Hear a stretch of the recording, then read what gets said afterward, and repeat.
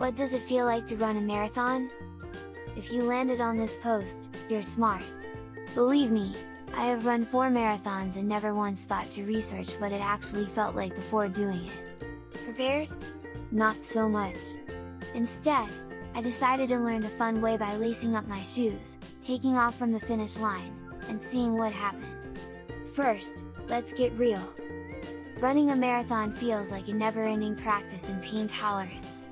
Unless you've given birth, there are few things we do in our modern world that require so much pain for so much time.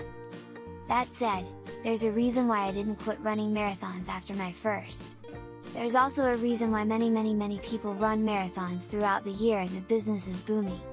Running a marathon is extremely rewarding, not in spite of, but partly because of, the pain. All 4 of my marathons are amazing memories of perseverance and accomplishment for me. There's something special about running a marathon that keeps people coming back. So, now that the mushy-gushy stuff is over, let's talk about what running a marathon actually feels like. If you're a beginner, this will be helpful, but don't take it as gospel. While there are some things that people universally experience when running a marathon, it's also a personal and unique thing. Research will only get you so far until you actually go out and experience it for yourself. If you've run marathons before, let me know if you can relate. The beginning of a marathon, miles 1 to 12. Yes, I realize that 12 miles is a weird way to define the beginning. But, the game changes after 12 miles, so it's a good cutoff point. Obviously, this is the best you'll feel physically, probably for the next week. While that's great, it can also be a problem. Many runners feel too good at the beginning of a marathon and start running too fast. If you're like me, you'll even intentionally ditch your pacing guide because you believe you've turned into some kind of superhero. Don't do that, it's dumb. That picture over there, that's me after I ditched my pacing guide at the beginning of the race. Yeah, stick to your pacing guide. Once you have your pacing under control, the next thing you should do is get your mental game in check. This is not only when you will physically feel the best, but mentally as well.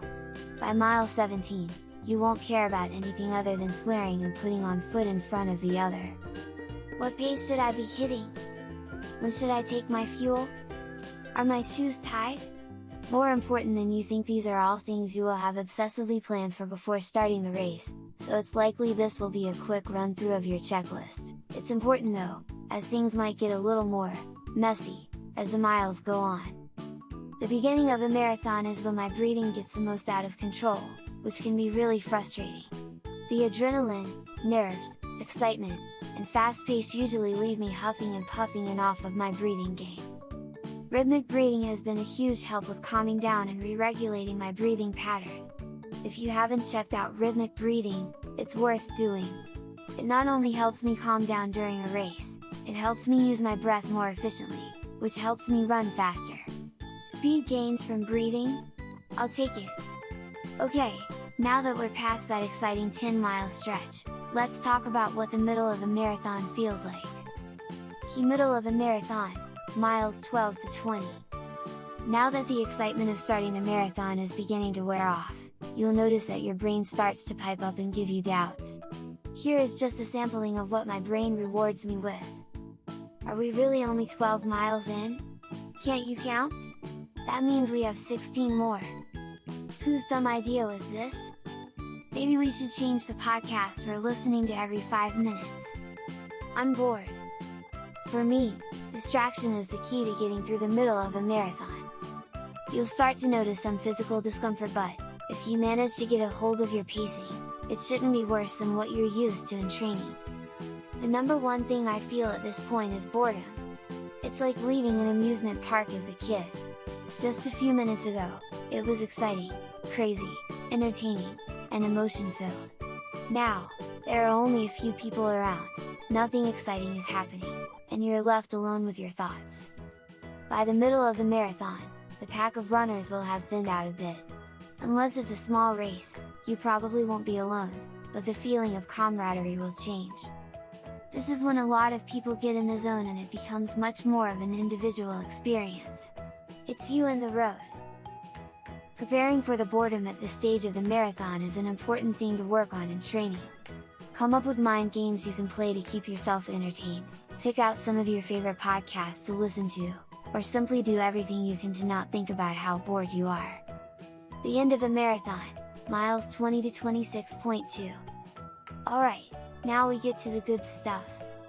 In my head, a marathon is almost two separate races, miles 1 to 20 and miles 20 to 26.2. Those last 6.2 miles are such a different beast that they can't even be considered in the same category as the other 20. Many marathon training programs tell runners to run a maximum of 20 to 22 miles during their training. This means that this last stage of the marathon is going to take you into unknown territory. Painful territory. Rewarding territory, but also very painful. In all 4 of my marathons, my brain has chosen these last 6.2 miles as the time to either completely shut down or get very upset. In one marathon, all I could do is repeat, one step in front of the other. It didn't help that my headphones died and all I could hear was myself repeating this mantra over and over again. In another, all I could do was say awful things about running, myself, and basically anything I could think of. Usually, it's a mix of both. The normal question to ask here is, what exactly is hurting so much? Everything. Your legs, lower back, arms, and abs are all ready to be done. Basically, your body is telling you to do an epic table flip without giving this crazy job of running a 2 weeks notice. The pain isn't searing, sharp, or intense. If it is, you should stop immediately and get help.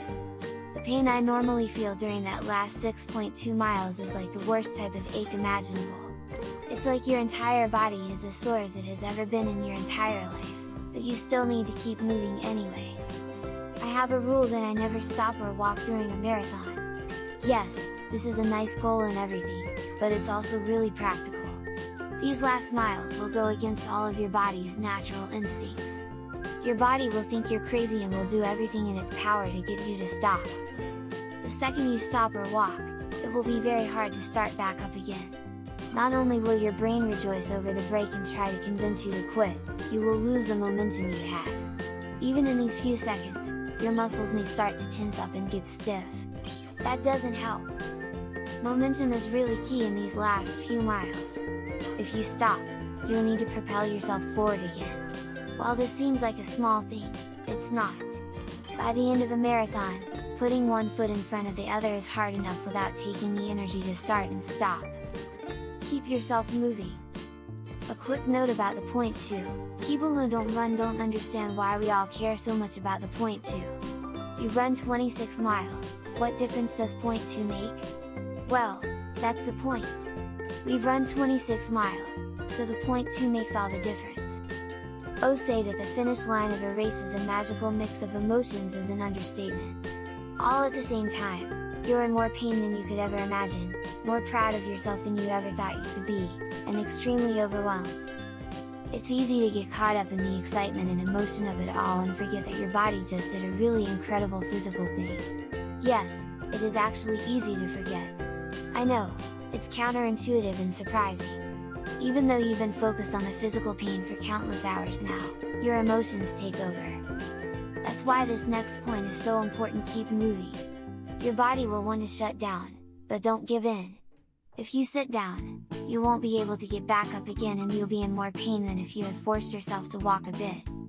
Your body has been running for hours at this point. Coming to a complete stop will only make you more stiff and tense than you have already set yourself up to be. Prepare ahead of time to keep moving after you cross the finish line and your body will eventually thank you later. So, how does it feel to run a marathon? It feels like the best and most rewarding type of pain out there. That's why I keep coming back.